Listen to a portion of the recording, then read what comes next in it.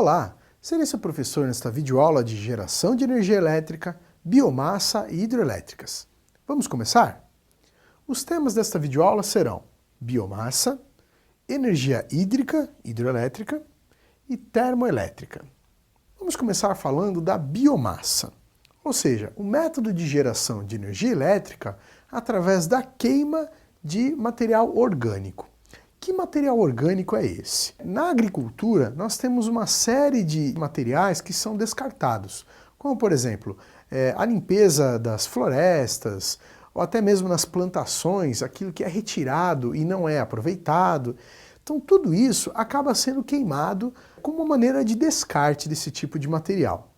Então, a tecnologia avançou de certa forma que nós utilizamos esses resíduos que seriam jogados fora para uma queima específica para a geração de energia.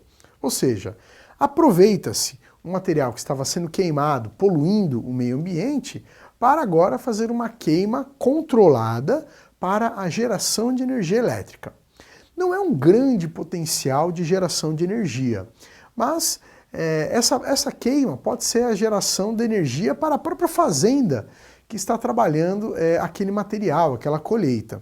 Então, ou seja, já é uma maneira de você criar um ciclo onde a própria fazenda que consumiria energia elétrica para a produção ali dos grãos, das colheitas e tudo mais, passam agora a gerar a sua própria energia através dos seus resíduos.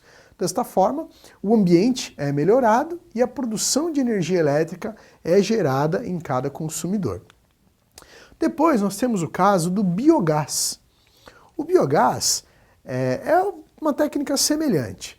São utilizados também resíduos, mas agora com uma condição especial para a geração de gás metano. Por exemplo, as fezes dos animais, quando elas são armazenadas num ambiente confinado e colocadas ali à presença de algumas bactérias, na decomposição desse material são gerados gases. E esses gases podem ser utilizados para a queima de um gerador, a queima para a geração de energia elétrica através de um gerador. Então olha só que interessante, né? As fezes dos animais, que também por vezes são descartadas, agora podem gerar energia elétrica através do biogás. E o que é mais importante, isso é um método de geração de energia que é totalmente limpo, ou seja, não polui o meio ambiente. Essa é a grande vantagem do biogás. Depois nós temos os biocombustíveis, que são formas específicas de extração de gás ou de óleo de alguns alimentos, como por exemplo o milho, algumas castanhas, amendoins, até mesmo a cana-de-açúcar, né, que geram uma maneira de você queimar um material e gerar energia elétrica.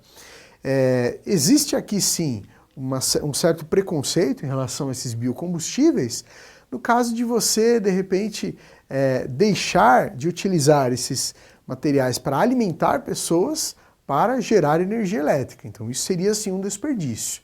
Então deveria se utilizar apenas o excedente desses materiais. E também uma preocupação porque esses materiais, apesar de agredirem menos o meio ambiente, ainda assim geram algum tipo de poluição. Quando nós comparamos, por exemplo, a gasolina ao etanol, né, que é utilizado nos veículos. Então, nós não podemos dizer que o etanol é 100% livre, né, de poluição do meio ambiente. Ele polui muito menos do que a gasolina, mas ele também gera uma poluição. Então, existe uma preocupação, mas é uma alternativa, o biocombustível em relação ao combustível, por exemplo, extraído do petróleo. E então, nós chegamos à energia hídrica, ou seja, as hidrelétricas, que é a maior parte da geração de energia elétrica no Brasil está aqui, nas usinas hidrelétricas. Nós dizemos que é a grande vocação do Brasil, as usinas hidrelétricas. E por quê? Porque as usinas hidrelétricas elas devem ser construídas a partir dos leitos dos rios. E como nós temos abundantes rios aqui no Brasil, né, de norte a sul, essa foi a melhor maneira que se verificou produzir energia elétrica no Brasil. É uma energia barata de ser feita e também pouco poluente. O custo pesado desse método de geração de energia é a construção da própria usina. Então levam anos e é muito custosa para o seu desenvolvimento. Mas depois, por décadas, você se aproveita dessa geração de energia elétrica a um custo muito baixo. E depois, ela polui muito pouco. A única poluição que essa forma de energia faz é o local onde a usina é colocada. Então você provavelmente vai precisar desmatar um pouco de vegetação para a instalação dessa usina. Mas com as tecnologias atuais, você consegue desmatar o mínimo possível. E é apenas isso. É apenas essa a poluição que esse método de energia gera. Então não há uma poluição no ar, não há uma poluição nas águas dos rios quando você implanta a usina hidrelétrica. Como funciona a usina hidrelétrica? Há um leito de um rio e então você represa esse leito de rio. Ao represar esse rio, o rio vai precisar continuar tendo vazão. Então são criados vários dutos. Então a água desse rio passa agora por esses dutos para prosseguir no seu leito natural. E é através desses dutos que nós vamos utilizar o potencial da movimentação dessas águas para girar as turbinas hidrelétricas. Então vejam só, não se faz nenhuma poluição nas águas dos rios e depois que essa energia é gerada, também ela não polui nada ao meio ambiente. Então é um método barato e pouco poluente de geração de energia elétrica. Então nós fomos abençoados por termos essa imensidão de rios no nosso Brasil para a produção de geração de energia hidrelétrica. Cerca de 80% da nossa matriz energética é de geração hidrelétrica. Então, como funcionam as turbinas desse sistema de geração hidrelétrica? As turbinas, elas são geradores. Então, o gerador ele precisa de um núcleo girando e uma bobina em volta desse núcleo para a geração da energia elétrica através do eletromagnetismo. Então, o núcleo dessa turbina tem as pás que são colocadas nessa tubulação e a passagem das águas dos rios giram essas pás, essas turbinas, para então gerarmos a energia elétrica. Então, essas turbinas geradoras são a grande geração de energia hidrelétrica. E o Brasil concentra a maior tecnologia dessa criação de turbinas. Hoje, por exemplo, os brasileiros são capazes de criar pequenas usinas hidrelétricas que podem ser colocadas, por exemplo, como se estivessem flutuando no leito de um rio.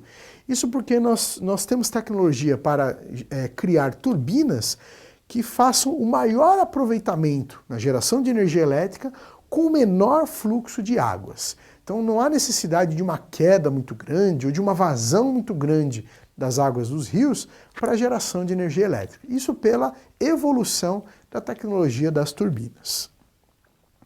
E o maior exemplo de hidrelétrica é a nossa usina de Itaipu, que fica na fronteira entre Brasil e Paraguai, é chamada Itaipu Binacional, é uma usina que pertence 50% ao Brasil, 50% ao Paraguai, e é a maior usina hidrelétrica do mundo em geração de energia elétrica. Existe uma usina hidrelétrica feita na China, né, a usina de Três Gargantas, mas ela não consegue produzir tanta energia elétrica quanto produz Itaipu.